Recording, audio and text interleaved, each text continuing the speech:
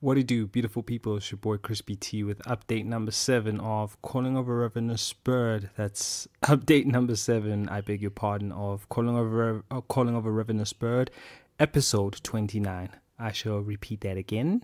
Update 7, Calling of a Ravenous Bird, episode 29. Okay, beautiful people, seems like I was just having a bit of a mouthful, but anyway, it's been that kind of day. Please forgive me. Hope everything is going well on your end, and I'm just going to give you the Cyril watch. That's right, as you can see why I've titled this. And if you recall how pivotal Cyril Ramaphosa is to the prophecies I was given, and particularly pertaining to this thing with the high profile arrest and of course the cracking down of corruption, and that's what episode 29 essentially was just about.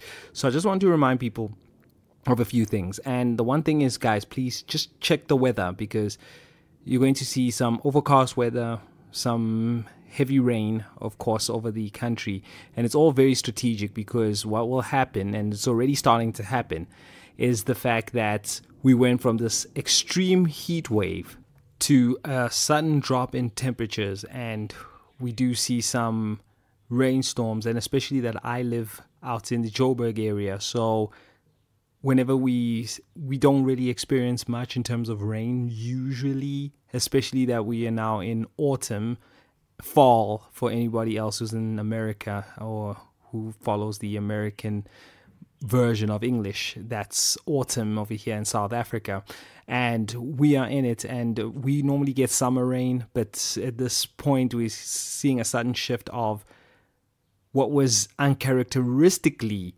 sharp weather, sort of warm weather, heading into the autumn season, which is, normally it's a bit fine over here, and up here in Gauteng, which is the province here where Johannesburg is, it gets quite cold in the winter. So it's like that transition period where it's fine, but it was actually heating up. And as soon as it started heating up, of course, I started thinking, all right, with all this sunrise and this heat wave that we're having, it should shift towards the fact that we might get some rain. And here we are. We've been getting rain like almost every 2 days, even if it's a little bit of some rain here and there. But essentially, it's just a reminder to me, and that's why I put out this update, that God is firmly in this control of this. And of course, we saw Cyril Ramaphosa being quite in the press and in the media, so to speak. And he's been in the forefront of saying, well, look, right now we had the Speaker of Parliament who had her house raided, and in connection with any probes of any malfeasance or any sort of maladministration and things, and any sort of dodgy deals they're being probed for. And the Special Investigative Unit, in this case the SIU, has been the one doing everything and undertaking all of this. And they've been, quite heavy, as in working overtime all of a sudden. And the latest thing and the latest news was the SAP, which is the German-based software company, which is the accounting software company in particular. I don't know if they do anything else, but they that's their main niche and everything. And they were then asked to pay over about R500 million to the South African government, or to Treasury. I'm not too sure exactly where it's going to go to, but there was a demand. Then they were implicated in terms of helping with sort of laundering or hiding money from Eskom. I don't know if it was an Eskom tender or a particular contract, but of course it would be a tender. It is a public company. But anyway, in this instance, what will happen is that the SIU will have done their investigation already, and then they're saying, right, pay us. You owe us about R500 million, pay up. So it was, funny enough, it was asked for from SAP and not necessarily Eskom in this regard, or I don't know if there was any sort of punitive thing that was instituted. But what I am saying and what I'm bringing back is the fact that it was particularly about Eskom. And of course, the weather in this case would then pan what God's intention and strategic intent in terms of creating demand for more electricity because of the fact that there's a lack of supply of electricity. Hence, we have these rolling blackouts. So people just bear, because of the fact that we are getting into the winter and it's ramping up into, well, the winter's still a few months away, but it's still like in the autumn season, it is ramping up. And the fact that we're getting these rains all of a sudden, which is uncharacteristic, only spells that Cyril Ramaphosa is going to have to keep on doing this and speed up the whole processes of ensuring that he's going to enforce rules, and especially that what God is always intended, for the fact that he has to ensure that there's going to be consequences for corruption and for looting the nation, or in this case also known as state capture. So we're going to see a lot of this. And if you also recall, there was a high profile case and a further update on number 6 that was confirmed that it was Jacob Zuma. And now what you need to also understand is that there's going to be a raid on Jacob Zuma. Now, we saw this, and today being the date of the 29th of March 2024, that we saw that in breaking news on the 28th is that Jacob Zuma will not be allowed to run for president, run for any sort of legislature, being provincial, or even be a member of parliament for that matter. So this is something that was quite intended, because if you recall that there is going to be this arrest, and I did suspect it was him, and then it was later confirmed that it's definitely going to be Jacob Zuma on episode 6. And what you're going to find is that the Nkandla stronghold, or his actual domains where he lives, is there's going to be a raid upon that premises. So you've already seen that the speaker had a raid, and Jacob Zuma then decided, well, he's going to split away from the African National Congress, which is the ANC, and he's going to now start his own political party. But then first thing that happened was that they stopped his account, which is his FNB account, and then he was like, okay, what's going on? What's with this? What's here? Of course he played victim in all of this, and they were saying that this is just being weaponized as a politicking tool just to stop him from getting any sort of political traction heading towards the election. And yeah, of course, it was a little bit strategic. I do, of course, see that. And the fact that, if you remember, that Cyril was just poised and just waiting for the right time. So that right time, as you can see, is already happening. And now, all of a sudden, he had been disqualified, or he's been struck off the ballot as the face, or the more senior elective or presidential elect for the party that he's actually started up. So this is just happening, and of course it's going to be a ramp up, as you'll see that the next thing you're going to see is that there's going to be that SIU probe, which is going to lead to Jacob Zuma's arrest. So mark my words, people, just keep a finger on the pulse on that one. And of course, you did hear this ahead of time. And the main thing also is that I'm just jumping around a little bit so that I just remind you exactly how critical that Cyril Ramaphosa has been in all of this. First point of analysis, Eskom. If you look at the infrastructure and what's actually going on in terms of the electricity demand, there's just not enough electricity being generated to power up all the houses or the businesses here in South Africa. And of course, eventually, Eskom will fall away. And if you remember, there was a particular prophecy where I gave about the fact that the former CEO, which is Andre de Ruyter, was going to quit because he just had no influence as far as Eskom is concerned. And there was something about a death card, which at the time I did not know how to interpret that. And if you also remember the whole revelation, is that I was having coffee with the man. Next thing he pulls out a death card. I spit out the coffee, or something just stops me from drinking anymore, because of the fact that initially I just thought, because it's a divination tool, I'm like thinking, this is demonic. I don't want anything to do with that, And then later on, we see that there was an assassination attempt. And of course, if you also remember how it all happened, that there was this union and everything that was going on, and Cyril Ramaphosa had to pretty much fly back from an international trip, meet with Mr. de Ruyter, and he pretty much had to be the steering force behind Eskom. And then we saw subsequently that not long thereafter, Andre de Ruyter quit Eskom altogether. So that was already fulfilled and everything that came out. The only thing is that I did not know how to interpret the death card thing. I did not think that it was something that was should be announced. Of course, I only saw it as it happened after that. Certain things are symbolic, and of course, imagine if God would not have clarified it for a reason, and not to cause any sensationalization, because it can be very dangerous, and especially when you're talking about mortality issues, especially in terms of prophecy, that it's not going directly to the person, it's in the public domain. So yeah, it had to be done a certain way, and God's wisdom would have, of course, ensured that I did not communicate that as such. You know what I mean? So it was an integral part of it that I did not necessarily foresee it go that way. But the subsequent him just quitting, and of course ultimately leading to the death of Eskom, and that's the way I initially just interpreted that. There wasn't anything that I thought, and particularly that there was something to do with coffee. That was like, I had no idea there was any connection with that. So with that said, there's also the element that I just spoke about briefly regarding Jacob Zuma and his FNB account, and you've seen there that there's a few FNB prophecies and everything that's going there. And I did say that in the first prophecy that I put out about FNB, that there is something there, and something that is definitely brewing as far as doing illegal shenanigans in the background.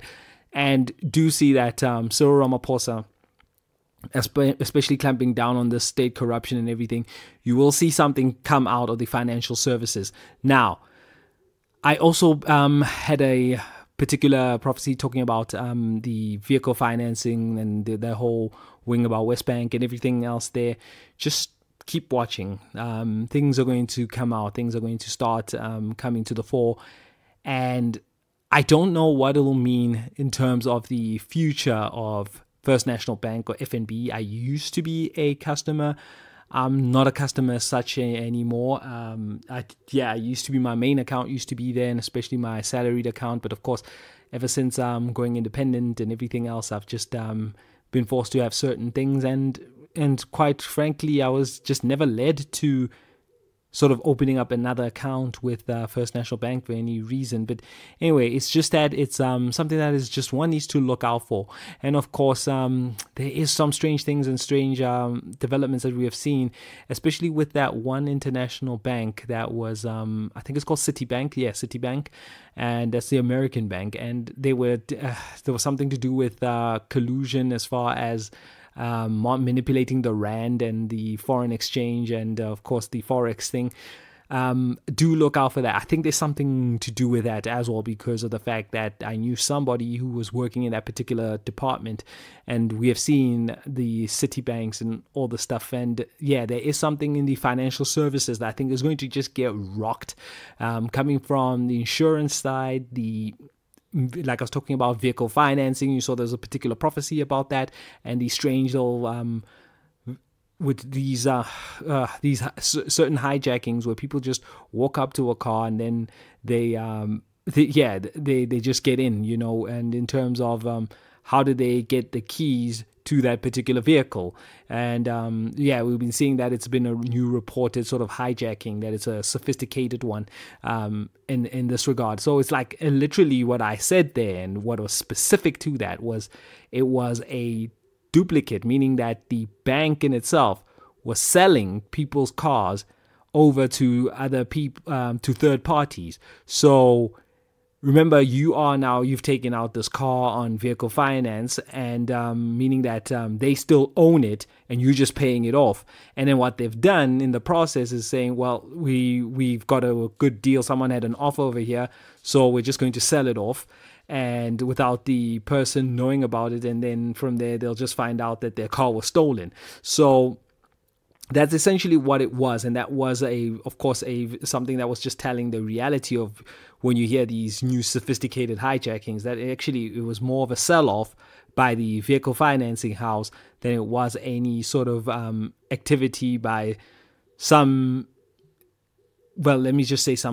sort of gangster or some sort of syndicate that sort of saw a car just hanging around in the parking lot, and they figured, let me just take it because I seem to like it. No. It's planned and very sort of organized in more ways than one. And the people who are supposed to be in your, who are actually supposed to be in your corner and backing you are the ones actually stabbing you in the back, or then, quite frankly, they're just betraying you and betraying your trust. And that's how it's actually happened. It's not just some sort of high sophisticated, as they make it out to be. It's more something else that is quite intentional and just a straight up betrayal by somebody that you signed a deal with, and they decide they're going to sell what they initially sold you to somebody else. So yeah, so to speak, sorry to repeat myself on that one, but I just needed to like sort of just clarify exactly what's actually going on. And I'm also sort of disgusted by,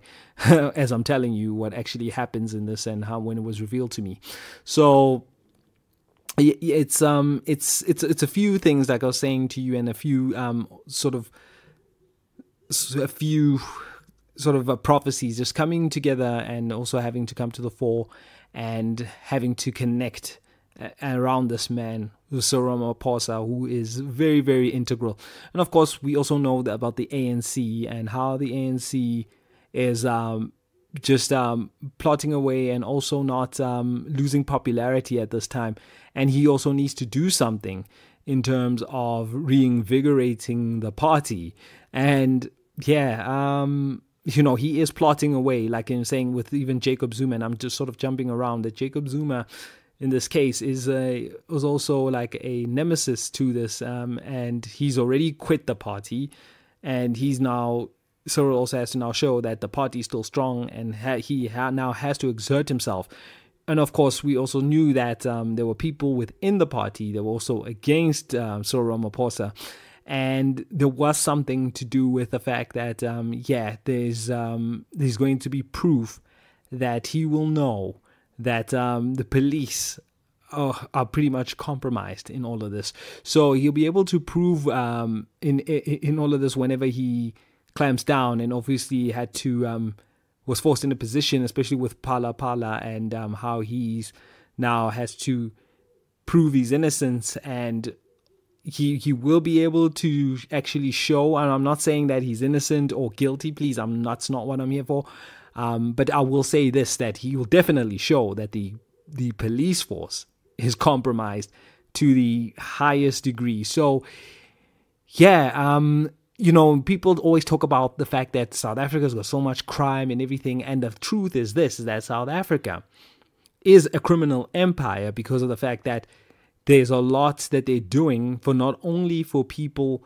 in this, who are well off or in prominent positions of power. As you saw that, unfortunately, you saw that guy from Steinhoff, who also just pretty much could not take the consequences of whatever he was doing, and he then unfortunately took his life about a week and a bit ago.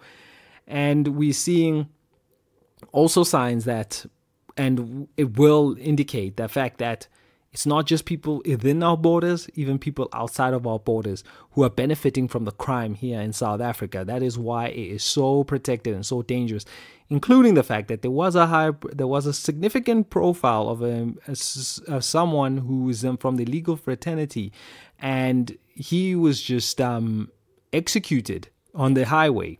So just watch how everything sort of comes together. And that had to do with, of course, certain state capture agents, and they were pretty much in on everything that is sort of aiding the government or the politicians to start doing crime and sending money out to people who are out of our borders and who are sort of just compromised, so to speak, outside of our borders. So the demise of South Africa in this instance is not something that was just contrived by the ANC by itself. No.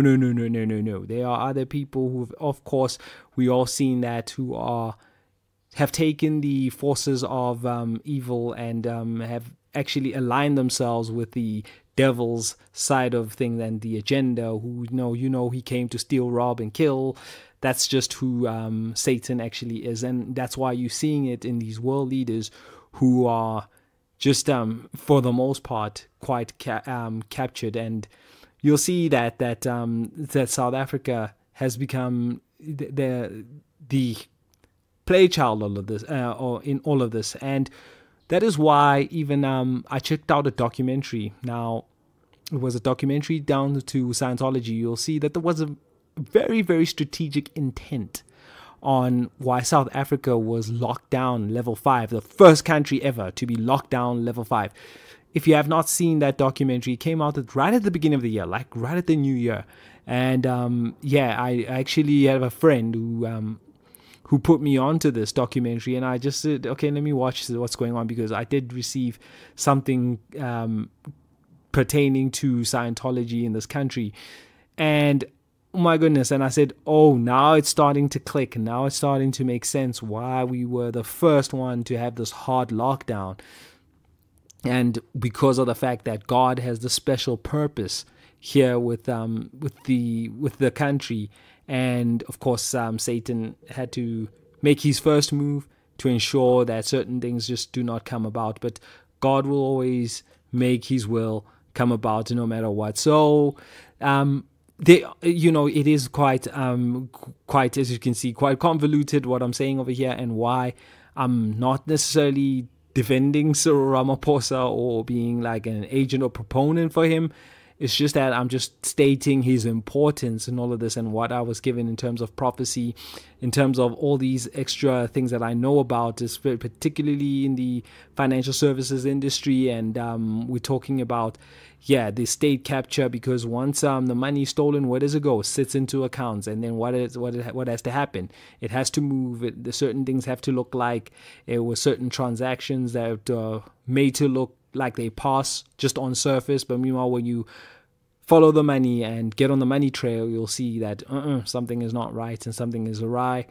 And it's a very dangerous game, and a lot of people are just involved in all of this. And in the end, what happens to that money? It leaves our shores and ends up elsewhere. So that is why I went this whole route, and while showing you why Cyril is like pretty much the buffer in all of this, and he is a pivotal figure because he does give this a little bit of a pushback. And of course, God just did not allow South Africa to go down a certain way, and he can always make man, sort of force things like a Nebuchadnezzar, force situations to come about and bring about humility in somebody. I'm not too sure exactly what it is with Cyril, or is it a case of he's just intensified certain things and brought things to the fore that has just forced Cyril just to act and just fight for his mere survival in this case.